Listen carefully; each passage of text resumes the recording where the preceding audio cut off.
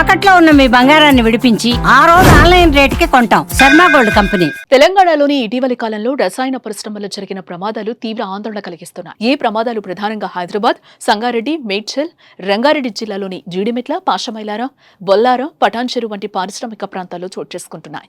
2 నెలల క్రితం సంగారెడ్డి జిల్లాలోని సిగాచి రసాయన పరిశ్రమలో రియాక్టర్ పేలుడు జరిగి 13 నుంచి 35 మంది కార్మికులు మరణించారు. ఈ ఘటన మరొక ముందే మళ్లీ ప్రమాదాలు జరుగుతూనే ఉన్నాయి. తాజాగా యాదాద్రి జిల్లా చౌటుప్పల్ మండలం జై కేసారం వద్ద భారీ అగ్ని ప్రమాదం జరిగింది.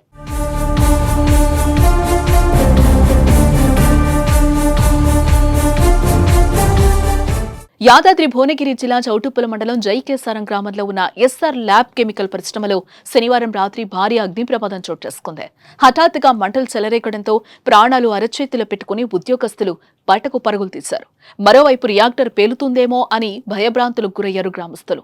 సమాచారం అందుకున్న పోలీసులు, ఫైర్ సిబ్బంది ఘటనా స్థలానికి చేరుకుని ఫైర్ ఇంజిన్తో మంటలను అదుపులోకి తెచ్చారు. ఈ ప్రమాదంలో ఎలాంటి ప్రాణ నష్టం లేదని అధికారులు చెబుతున్నారు. కాకపోతే ఆస్తి నష్టం భారీగానే జరిగే ఉంటుందని అంచనా వేస్తున్నారు అధికారులు.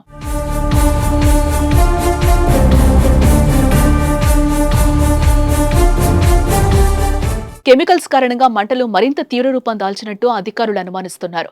విద్యుత్ షార్ట్ సర్క్యూట్ కారణంగా మంటలు వ్యాపించినట్లుగా గుర్తించారు. స్థానికులు ఆందోళన చెందుతూ ఉండగా పోలీసులు పరిశ్రమ వద్ద మోహరించి పరిసర ప్రాంతాల్లో భద్రతా చర్యలు చేపట్టారు. ఇదిలా ఉంటే ఇటీవల తరచూ రసాయన పరిశ్రమలు ప్రమాదాలు జనాలకు కంటి మీద కునుకు లేకుండా చేస్తున్నాయి. తెలంగాణ రాష్ట్ర వ్యాప్తంగా గత 5 ఏళ్లలో రాష్ట్రంలో 600 నుంచి 700కు పైగా పారిశ్రామిక ప్రమాదాలు సంభవించాయి. వీటిలో 500కు పైగా రసాయన మరియు ఔషధ పరిశ్రమల్లోనే జరిగాయి. ఈ ప్రమాదాలు దాదాపు 1116 మంది మరణించారు. కెమికల్ ఫ్యాక్టరీ విషయాల్లో సరైన భద్రతా ప్రోటోకాల్స్ పాటించకపోవడం, అగ్ని ప్రమాదాలు, రసాయన లీకేజీలు, షార్ట్ సర్క్యూట్లు జరుగుతున్నాయని అంటున్నారు. ఇప్పటికైనా ఫ్యాక్టరీల యాజమాన్యం భద్రతా ప్రమాణాలు ఖచ్చితంగా పాటించాలని అంటున్నారు.